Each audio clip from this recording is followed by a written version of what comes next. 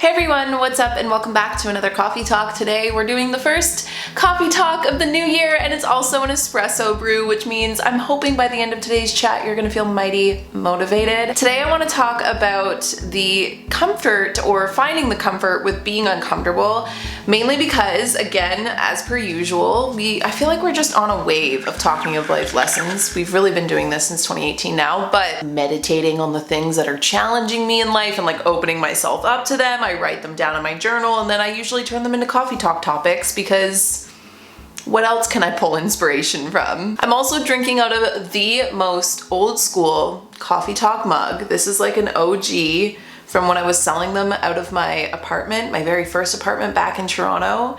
And I'm drinking a peppermint tea. So I'm cheersing you a warm beverage. I hope you guys all entered the new year safely and excited, and you're ready to get motivated to just jump into the uncomfortable cold water of your best self. That really didn't sound as welcoming as I was hoping, but it'll make sense once we talk about the comforts of discomfort. Realistically, what I mean by saying getting comfortable with discomfort or getting comfortable with being uncomfortable, it's really just going into the opposite of your comfort zone, getting outside of your comfort zone. And the reason why this is such an important thing to push yourself to do, not all the time, but definitely throughout periods of your life, it's because this is where the growth happens. This is where, especially if you have lofty goals or big dreams, or you really want to cultivate radical change in your life, the only way to do that is by stepping outside of your comfort zone and entering into a world or a reality, or I guess like a phase of your life that is going to feel uncomfortable, especially if your goals or your dreams or what you're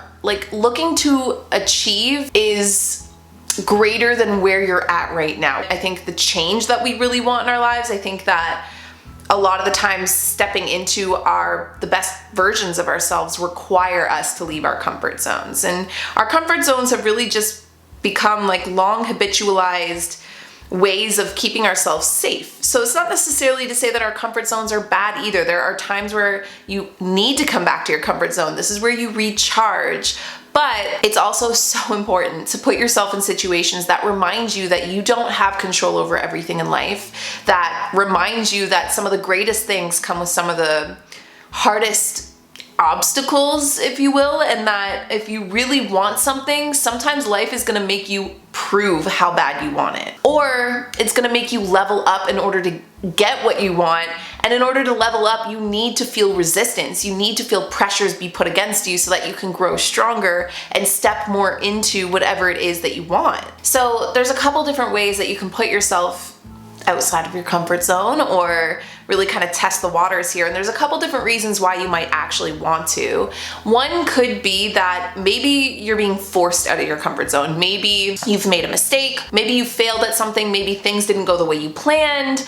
Maybe you're being hit with a lot of like outside resistance that is outside of your control. Or maybe you're exiting your comfort zone by choice. Maybe you're actively looking to test yourself by doing things that are uncomfortable, doing things that you don't necessarily want to, but you feel like you should because you can tell that it's just helping you evolve in some type of way. But regardless of the reason why you actively or inactively pursue leaving your comfort zone, 9 times out of 10, you're gonna notice that everybody has an anxiety reaction or some sort of go-to behavior whenever they are feeling uncomfortable. And these can range from like the smallest little behaviors to the biggest behaviors or habits.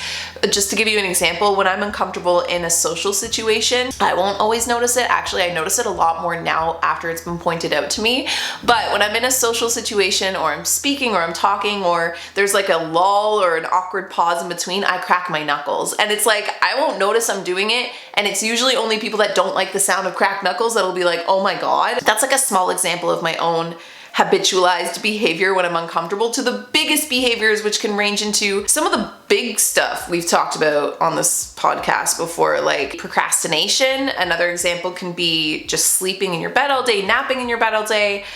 Maybe you get irritable, maybe you kind of lash out at people. It's important to know this because, again, whether you're actively pursuing leaving your comfort zone or life has just brought you into a phase of your life right now where you're uncomfortable, it's important to note your instant behaviors, your instinct reactions, the things that you do in order to give yourself a sense of control and comfort again. Because these are the barriers along our, let's call our discomfort a dark forest, okay? That's gonna be the mood today. And as we're walking through the discomforting dark forest where we don't necessarily feel safe or comfortable or at home, our little behaviors and tricks and ways that we pull ourselves back into feeling comfortable even without leaving the forest are like little obstacles or tree branches or trunks along the way that we need to climb over in order to keep on going and find our way out of the forest. Find what's on the other side of the forest. Find the rainbow at the end of the laneway. The greatest trick with finding comfort in discomfort is being able to notice, stop, or catch your behaviors or your instant reactions to being outside of your comfort zone or out of your own control. And then after overcoming them, lean into the discomfort. Actively choose to lean into the discomfort and see what you can do with it. See what you can find there. So I've broken today's chat down into 4 questions, as if you sat down and asked me 4 questions and I was giving the answers to said 4 questions. So the first one was, what does it mean to be comfortable with the uncomfortable? The second question is, why would you ever want to be uncomfortable? And we've kind of touched on this a little bit, but I want to dive deeper into that answer because, again, this is kind of just getting our brains on board with the idea of knowing that we're going to put ourselves in uncomfortable situations, specifically in 2021, because I want us all to thrive this year. Obviously, being uncomfortable is required in order to thrive, to grow, to evolve in some type of way. It's very rare that you're able to level up or get better at things when you're staying inside of your comfort zone. That's not to say that you can't grow in your comfort zone. I think there's different ways of growth. And if you're spiritual at all, or you talk that language in any kind of way, I feel like we're talking more so about that more dominant goal setting growth here, not necessarily your soul spiritual growth, because I think soul spiritual growth can happen in your comfort zone. It's best to happen in your comfort zone. But material growth or more fire energy growth, it's hard for me to sometimes speak the way that I think, because the way that I think is in these terms, but I'm trying to put it to English earthly words so that I don't, 1, sound crazy, and 2, that it actually makes sense, linear sense for our conversation. But most of the time, when you're staying inside of your comfort zone, you're usually pretty stagnant. You're not necessarily growing unless you're looking to grow, like I said, your spiritual growth or your soul growth or your more internal growth. I'm talking external growth. That's the way I need to say it.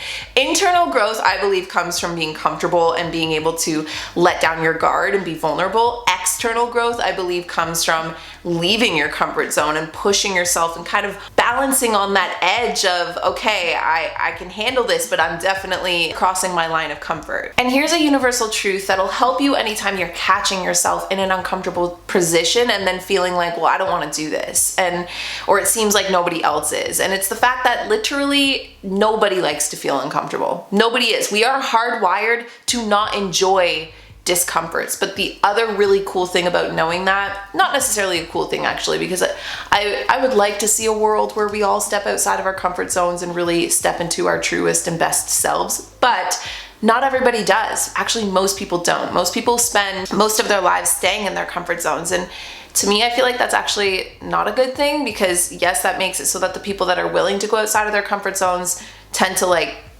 go big or go home and achieve the most. But that also makes me a little sad to think that I think most people that don't end up ever leaving their comfort zones, it's usually out of fear. It's usually out of thinking they're not going to be good enough, or that they won't be able to handle everything that's handed to them if they step outside their comfort zone. And honestly, I think that everybody has a comfort zone and everybody can leave it. There's no one type of person that's better at this than another. There's maybe just better mindsets to take into leaving your comfort zone that you can adopt and have for yourself that other people use. But there's no one person that's better at doing this than anybody else. It's just having a better perspective on leaving the comfort zone and having the ability to believe in yourself and believe that it's going to be worth what you gain from going there, what you gain and get from it on the other side. Now, at the same time, it's worth saying that not all discomfort is worth experiencing. This is not to say, go stand out butt naked in the middle of winter, because that's clearly uncomfortable, because that wouldn't really do anything for you.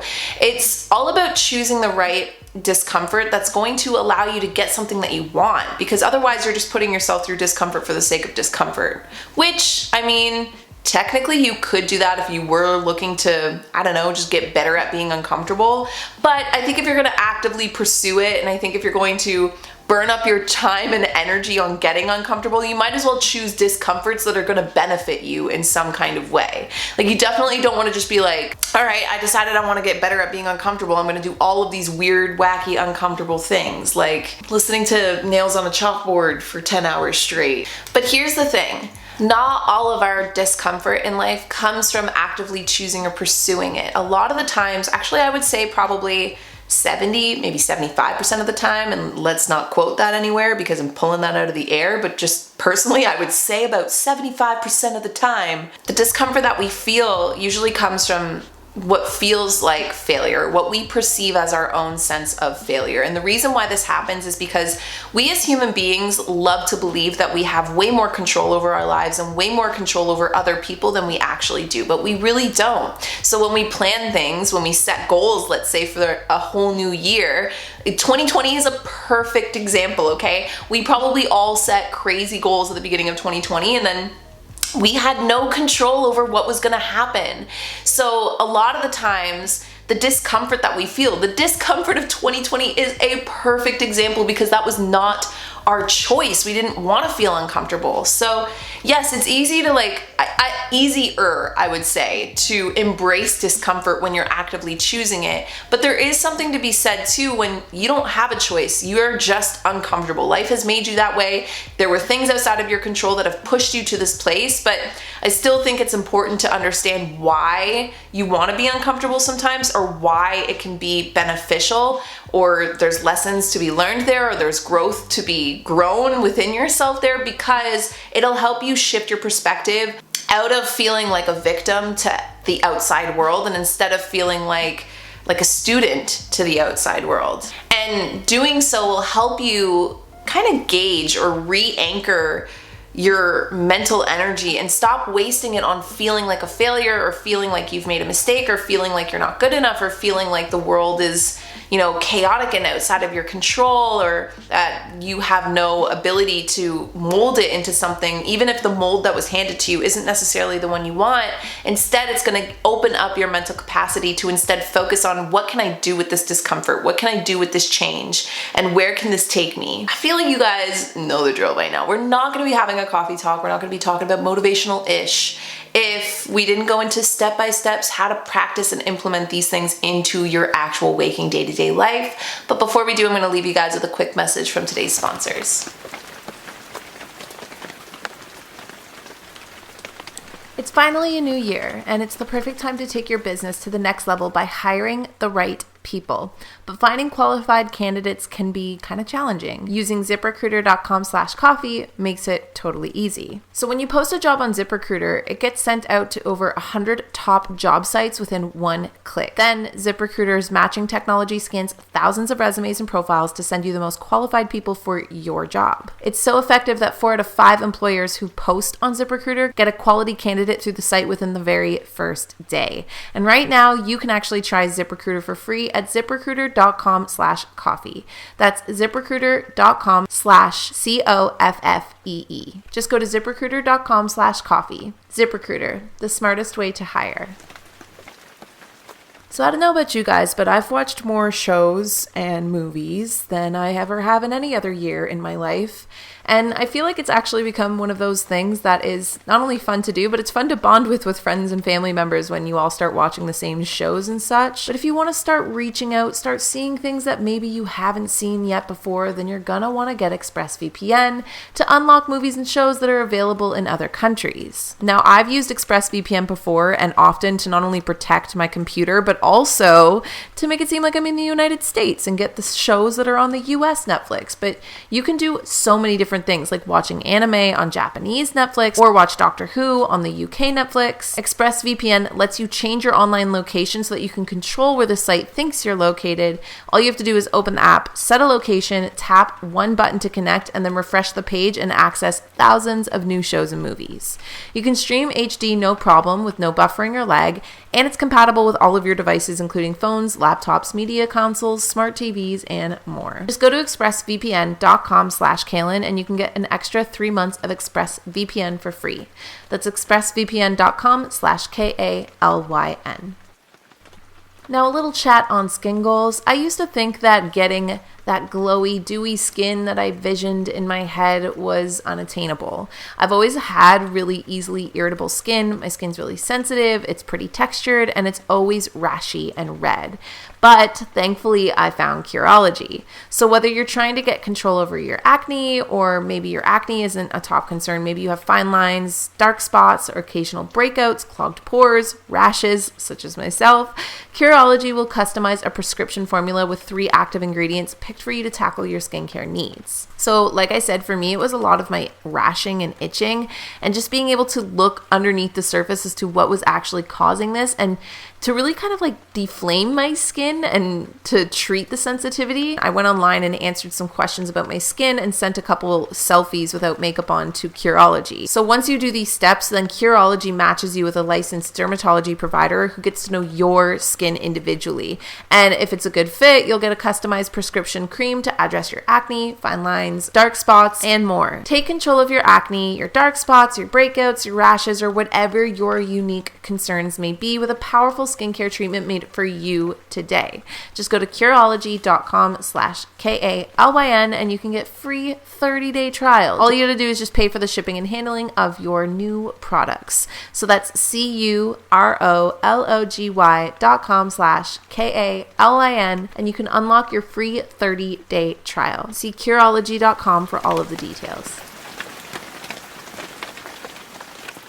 So the third hypothetical question you asked me today about getting uncomfortable or being comfortable with getting uncomfortable is how can you actually practice it and how can you get better at this? So the first thing I will say is whether you mean to be actively pursuing discomfort or not, you'll know you're doing it, you'll know you're actively working on it when you're obviously faced with discomfort. The minute you're uncomfortable, you're doing something right. The initial and first challenge is to overcome the first impulse to run back to your comfort zone. However, which path you take, we all take different ones, we all have different habits, we all have different coping mechanisms. It's just catching it and overcoming the first one, because the first urge will definitely maybe not be the strongest actually, because I want to say that sometimes day 1 is always the easiest because we're so motivated. I feel like it's sometimes day 3 to like a week in of actively pursuing something, a new habit, whatever it is, that you're like, okay, my motivation is zapped and now it's time to just stay disciplined.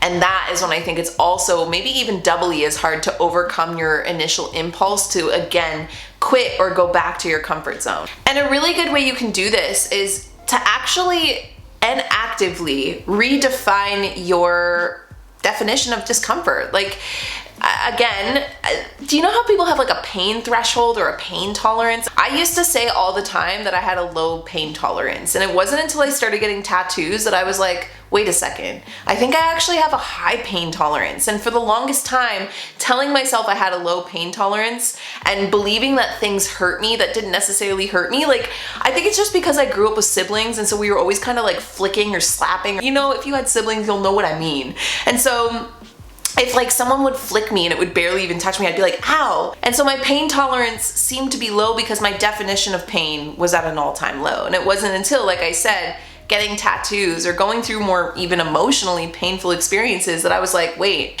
I say that because if you ask yourself, like, what is your definition of being uncomfortable? And you might notice that there's things you write down. Like, honestly, I will openly admit to you, being cold is one of my least favorite discomforts. If I'm cold, it's about 10 minutes of feeling cold before I get cranky. And anyone who has seen me cold can attest to that. And I'm not cranky with other people, I'm just cranky at life because I don't like being cold. And that is a really small threshold of discomfort because being cold is like nothing in the face of the actual discomforts that can come in life. So redefine your own sense of discomfort.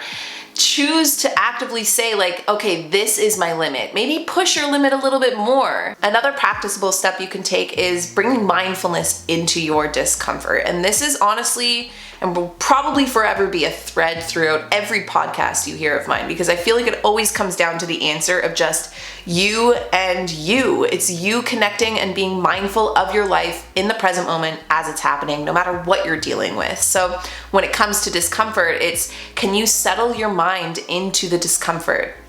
A perfect example of this is in yoga. There's certain types of yoga, yin yoga, for example, that you go to your edge and then you come back from it a little bit. But I mean, you're still outside of your comfort zone. You're holding a pose for a long period of time. And I like that thought because it's almost like, okay, I can see or feel where I'm uncomfortable. Maybe your hamstrings feel tight. Maybe the way you're holding yourself isn't so stable, but you just need to hold on a little bit longer. There's this ability to do so in yoga because you're so in the moment, you're so in the zone that you sink into your breath. You almost lean into the comfort a little bit. Where do I feel the discomfort? And then ask your mind, like, can we just settle into this instead of running away from it? You might feel a little bit more relaxation into the discomfort that you're feeling, no matter what it is you're facing. Then the next mindful step would be figuring out what it actually is that's making you feel uncomfortable. So obviously, let's use the example of yoga. What's making me uncomfortable is that I'm holding an awkward physical position that's definitely stretching my body in some ways. But what about when, let's say, you have a work task and you keep on procrastinating doing it, and it's time to show up and it's time to do that thing. It's time to tackle that task, and you catch yourself again wishing to procrastinate, wishing to run back to your comfort zone. What is it about this task? What is it about this thing that's making you uncomfortable? And if you can source it, then the following step would be, can you show yourself an example of a past experience in history where you were met with a situation where you were uncomfortable and you overcame it? You have competency, that you've been here before, you've been here in another way, and you know how to overcome these things. So even though there's something here that's making you uncomfortable, there's been times before that you've pushed through the discomfort and gotten the reward on the other side, and you intend to do so again with this discomfort. And then realistically, the final mindful step is to just proceed forward. Take that mindfulness with you, feel the discomfort, know where it's coming from, and still actively move forward. I've opened up a lot on the Coffee Talk podcast about suffering with an anxiety disorder, and that is, again, disclaimer, not what I'm talking about today. You can't just like feel the anxiety and move forward sometimes, especially if you suffer from panic attacks or, like I said, an anxiety disorder. But everybody feels anxiety. Everybody has that gauge inside of them. So the times that I've dealt with anxiety on the lower scale where I felt myself get a little triggered, one of the most, I want to say, like, empowering feelings in the world was being able to start actually owning that anxiety, whether I did it out loud or just did it with myself instead of running from the anxiety. So situations where I'm being vulnerable with other people, I catch myself wanting to pull out all of my anxious stops, and instead, especially with people I'm really close to, I'll just say like, okay, I feel anxious right now, or like, oh my God, I'm nervous right now. And just saying that out loud also makes it easier to just own the discomfort that you're feeling. You can say like, okay, let's say you're going through a breakup. You can say, this hurts. You're allowed to own that you're uncomfortable even as you push through the uncomfort. You don't need to be like a soldier. You don't need to be like a hero and go through it or act like nothing makes you uncomfortable or that, you know, you're nailing this. You're allowed to even stumble your whole way through the discomfort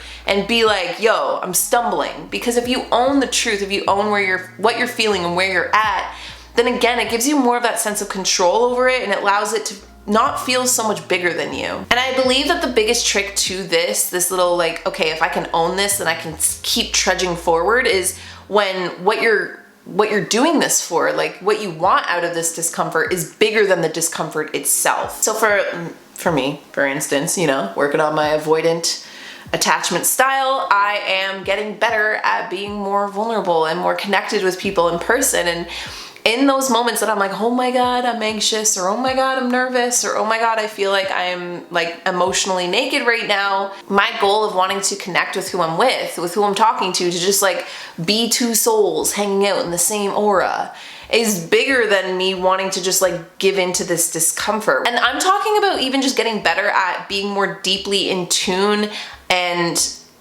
present and connected to like family members and friends, and just being like, you know, away from the online worlds and technology and just being like, I'm here, I'm listening to you. Even those situations can make me like freak out a little bit, and instead I'm just like, connecting and being here for this person is bigger than my own social anxiety right now, or little means of insecurity. You can also make light of the situation. You can like laugh at yourself a little bit, you know? There's always something a little kind of humbling about people that can kind of laugh at their own, I don't know, like awkwardness or kind of quirkiness, especially when they're uncomfortable, or you can tell someone's kind of pushing themselves past their limits. You can even take the discomforts of 2020 and ask yourself, like, if we didn't go through that, what would have happened? We would have kept on just destroying our planet? Would we have kept on just, there's so many things that I think globally we're learning. There's so many things I think individually we're learning. And so if you take that discomfort away, whether it's chosen or not, if you don't go for this thing and you stay in your comfort zone, what will be the long-term outcome from that? And odds are, long-term, staying inside of your comfort zone is rarely going to get you where you want to be in life. But